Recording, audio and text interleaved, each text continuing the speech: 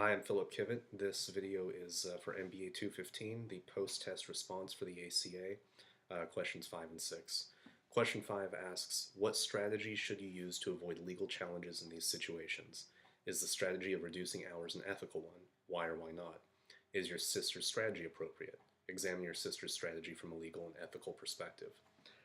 For my pre-test response, I wrote that the first thing I would do to avoid a legal challenge would be to consult my attorney, and it would be to explore the option of opening another company for the sole purpose of reducing the number of employees at my primary business to avoid the pay or play mandate.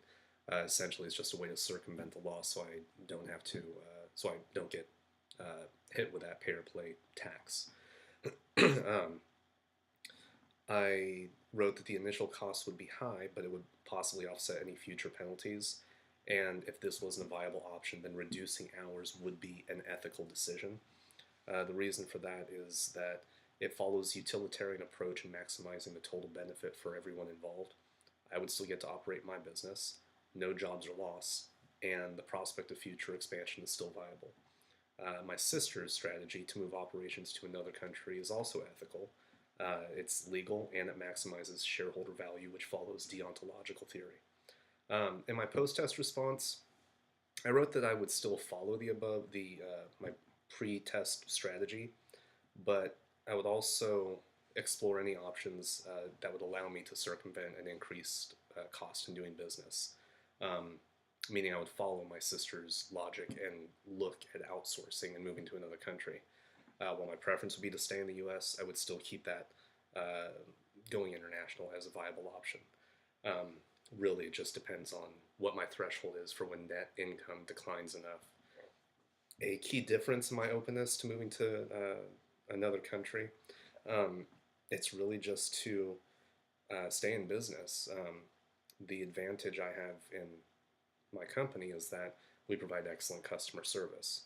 Well, if some of my clients are looking to cut costs due to their own added expenses from ACA implementation, they might be looking at me no longer as a customer service oriented company, but as someone who's charging more than they could get it from one of my competitors. So at that point, I have to think about what's left. Then I'm only left with my reputation that I built up. So if I capitalize on that, move my operations overseas, I'm still able to have my company provide the service, realize some savings and cost, and pass it on to my clients. The next question is question 6. Is the ACA another example of unwarranted government intrusion into commercial affairs? Is it ethical?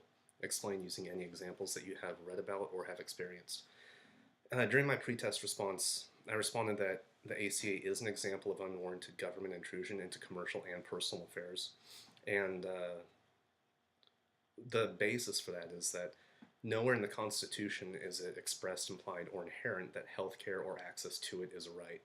I cited a case in Bailey versus Drexel Furniture, a Supreme Court case, that stated that, quote, Congress cannot regulate through taxation that which it cannot otherwise regulate. Since Congress does not have the power to regulate inactivity, it also lacks the power to penalize individuals for that very same inactivity. So I still feel strongly about that. I do still feel that ACA is unethical. I wrote that using the teleological theory, the intent of the ACA seems well placed, but the outcome has had the exact opposite effects. For example, healthcare premiums have increased drastically. A few months after ACA was passed, Kaiser Foundation reported premium increases of 15%. And now that we're just in Fresno County alone, we're going to see 159,000 people who weren't eligible for insurance now become eligible. So that's an increase in demand on our system of 17%. But there's no foreseeable supply in our medical practitioners. So what that does, applying the laws of supply and demand, is it increases cost. So now the affordable aspect of the Affordable Care Act is nullified. In my post-test response, excuse me, I still do believe that ACA is an unwarranted intrusion of government affairs, but I found another Supreme Court case, it's Prince versus United States, that said that, essentially said that Congress can pass laws, but it cannot force the states to allocate money or manpower to implement those laws. And what this case did was it provided a platform for states to retain their sovereignty and outlaw the ACA. South Carolina is actually looking at doing this, and if it passes, it would provide a model for other states to follow. So if this happens, then outlawing the ACA would then become the basis in exploring the ethics of making a business decision, that legal basis. So, excuse me, in this case, is it legal?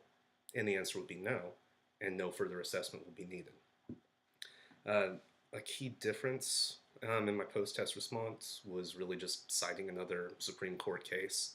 I still do feel more strongly about my position on the unwarranted intrusion of ACA into commercial and personal affairs, but this stems directly from the rollout of ACA and really the seemingly endless problems that we've experienced system-wide. Thank you.